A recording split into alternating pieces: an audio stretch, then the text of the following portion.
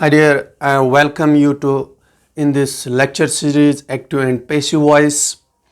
Today is the new day for to start future perfect tense, yani the sentences of future perfect tense, in which we have to make the active voice into the passive voice. Dear students, as we are talking, this lecture series is one of the most important lecture series of this English what we say literature or language. और ये जो हम यहाँ पे पढ़ने वाले हैं, तो जितने भी एग्ज़ाम्स हो रहे हैं, चाहे स्टेट सर्विस एग्ज़ाम्स हो या सेंट्रल लेवल के एग्ज़ाम्स हो, सब के लिए ये इम्पॉर्टेंट बन जाता है. तो आज हम फ्यूचर परफेक्ट टेंस जो है उसके पेशिव कैसे बनाएंगे, उसके पेशिव्स कैसे बनाएंगे, उसी पे बात करेंगे. देखिए जी, अगर हम बात करेंगे, हमने प्रेजेंट इंडेफिनिट से स्टार्ट किया है और जहाँ जहाँ पे बनते थे वहाँ पे हमने बनाए. कुछ स्किप्स भी हमने किए कि जिनको नहीं बनते थे ये पैसिव्स, उनको नहीं बनाए. ये 8th पार्ट है. अगर आपको कोई भी कन्फ्यूजन है तो मतलब कहीं पर भी, तो आपको पहला पार्ट देखना है, फिर दूसरा, फिर तीसरा, फिर मतलब अप टू द 8th. ये 10 मिनट्स के वीडियोस बनते हैं, तो कोई मुश्किल काम नहीं है. तो स्टूडेंट्स, अगर हम बात करेंगे एक्टिव और पैसिव की, तो इसमें जो टेंस है वो चेंज नहीं होता. यानी जो ज़माना है, अगर कोई टेंस कंटिन्यूअस में है वो कंटिन्यूअस में ही रहेगा. अगर कोई टेंस सोचिए कि अगर कोई टेंस पास्ट में है तो वो पास्ट में ही रहेगा. अगर प्रेजेंट में है तो पेश में भी वो प्रेजेंट में ही रहेगा. तो ये एक ऐसा मतलब, अगर कोई कहता है कि मैं खाना खाता हूँ, मुझसे खाना खाया जाता है, तो ये एक ही किस्म के मतलब ये एक इंग्लिश लैंग्वेज को एक व्हाट वी से इट गार्निशेस इंग्लिश लैंग्वेज. ये सजाती है इंग्लिश लैंग्वेज को, कि पेशिव्स भी, एक्टिव्स भी, नरेशंस भी, पार्ट्स ऑफ स्पीच भी, इन सब चीज़ों से इंग्लिश लैंग्वेज बनती है. तो मेरे कहने का मतलब ये है कि हो गई वो एक बात कि इंग्लिश. तो दूसरी बात यह है कि एग्जाम्स में भी ये ऑब्जेक्टिव्स में पूछा जाता है कि देखिए, you will have solved the question paper या द क्वेश्चंस. कोई भी क्वेश्चन आ सकता है, तो आप जब बनाते हो तो आप देखते हो कौन इनमें से मतलब सबसे ज़्यादा जजता है या कुछ और. लेकिन अच्छा होता है कि अगर आपके पास रूल्स और जितने भी रूल्स इसमें हैं वो पता होंगे, तो कोई मुश्किल और कोई टफ नहीं है. It is very easy, but आपको ध्यान देना है करना क्या है. देखिए, अगर हम पहले देखें, you will have solved the question paper. देखिए, जो फ्यूचर परफेक्ट है, फ्यूचर परफेक्ट, या इसमें अगर हम बात करेंगे, इसमें थर्ड फॉर्म ऑफ वर्ब लगती है. थर्ड फॉर्म ऑफ वर्ब, यहां तक ठीक है, जिसको आप पास्ट पार्टिसिपल भी कहते हैं. देखिए कैसे ऐसा होता है, यू विल, फिर helping verb, you will have और शैल हैव इसमें है helping verb. You will have written, you will have written a letter. देखिए, मेरे कहने का मतलब है, ये बन जाता है future perfect sentence. You will have written a letter. I shall have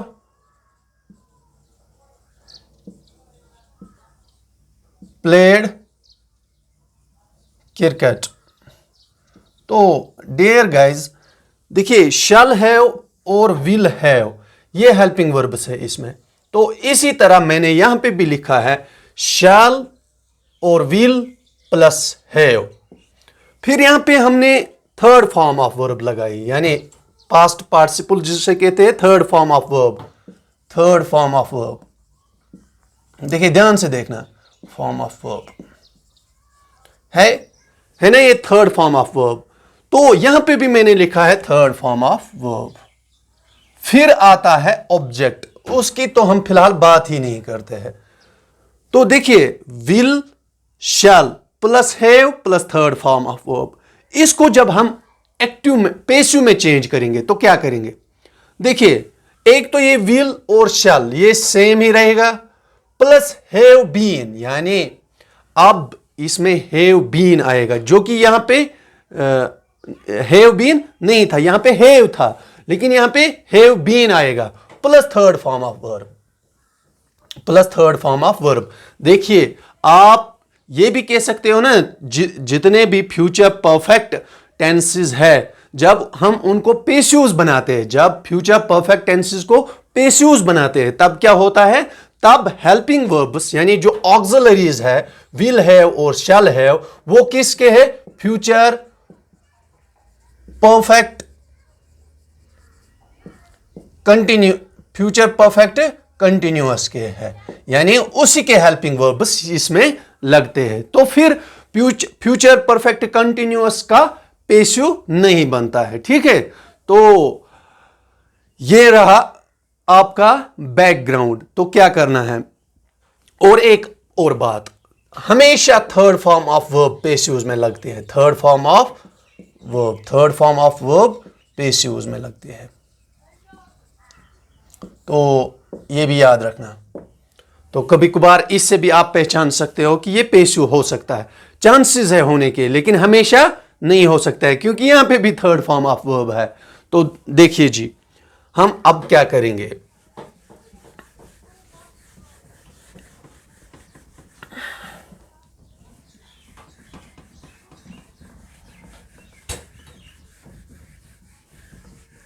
अब यहां पे 5 सेंटेंसेस है, डिफरेंट सेंटेंसेस है, इनको हम पेसिव्स बनाएंगे। पहला सेंटेंस है you will have solved the questions, you will have solved the questions.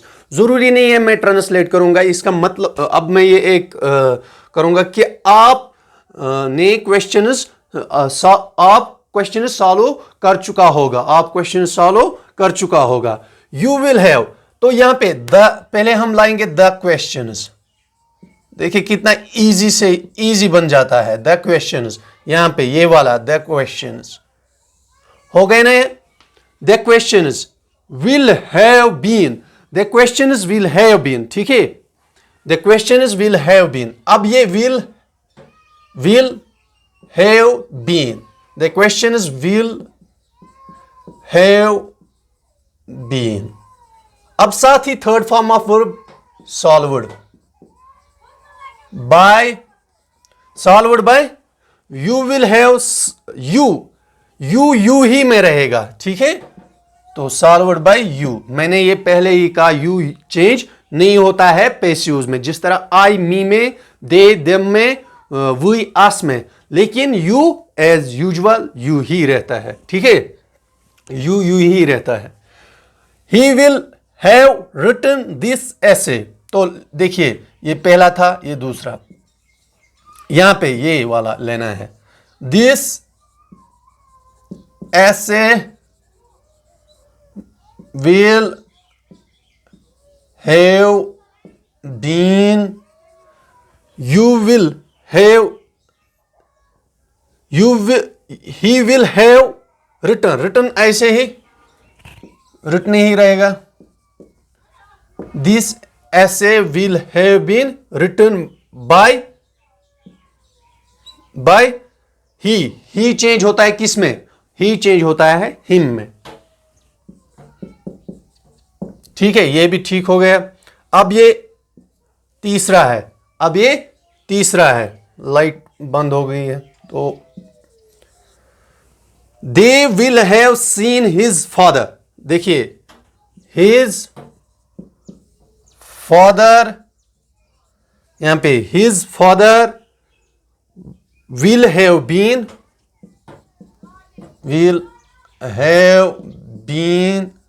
Scene by them, ठीक है। I shall have painted the wall, the wall, देखिए द वॉल हैव बीन, यहां पे the wall will have been, यहां पे शैल था, अब wall के साथ will लगेगा. The wall will have been painted by, यहां पे क्या है? I means me. तो फिफ्थ वाला क्वेश्चन वाला है will army have pushed the enemy. तो पहले हम will the enemy, अब have been आएगा, have been pushed by army. तो होप दैट ये सारे सेंटेंस जितने भी है आपको अच्छे से समझ आए होंगे. अगर कोई भी कंफ्यूजन है तो कमेंट सेक्शन में जरूर बताइएगा. तो अगर वीडियो अच्छा लगा शेयर कीजिए, सब्सक्राइब कीजिए चैनल को, ताकि और भी जो भी नॉलेज होती है उसको शेयर करना हमारे लिए फर्ज बनता है, ताकि और लोग भी देखें. अगर आपको वीडियो पसंद आया होगा तो प्लीज शेयर कीजिए. Have a nice day. Take care of yourself. Thank you.